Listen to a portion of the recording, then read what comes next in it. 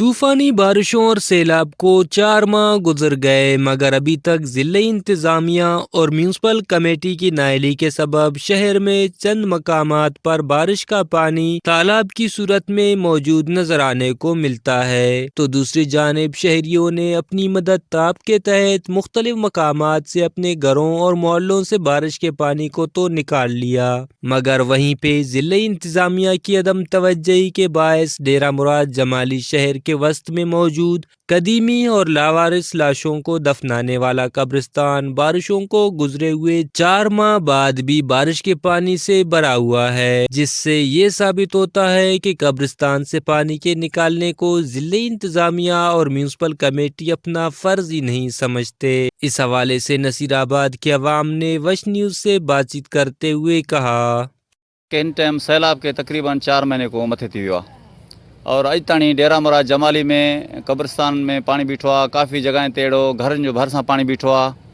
और town committee जंहिंखे मुस्लिम committee चवंदा आहिनि, इंतई नालाइक क़िस्म जा हिन में अफ़सर आहिनि जो कंहिं बि तरीक़े सां कंहिं ग़रीब जो मददगार बि न रहिया आहिनि।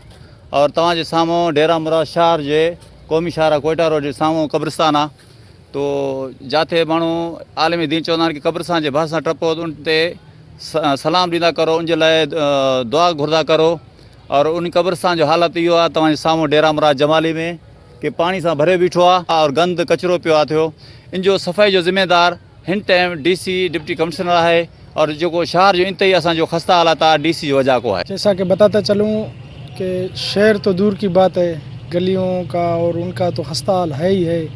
वो तो ऐसे समझो हम 100 साल पीछे हैं। पाकिस्तान हमारा दुनिया से पीछे, हम पाकिस्तान में रहने वाले और नसीराबाद वाले हम और ज़्यादा पीछे। आज हमारी ऐसी हालत है गलियों में और गली कूचों में जिसकी इंतहा नहीं। चलो वो तो हम बर्दाश्त कर सकते हैं, लेकिन इन बेचारों ने क्या कसूर किया? ये हम कौन से उम्मत मुसलमान हैं? हम कैसे मुसलमान रहे हैं कि ये आज ये कब्रिस्तान है, कल हमें भी इसी के अंदर जाना है।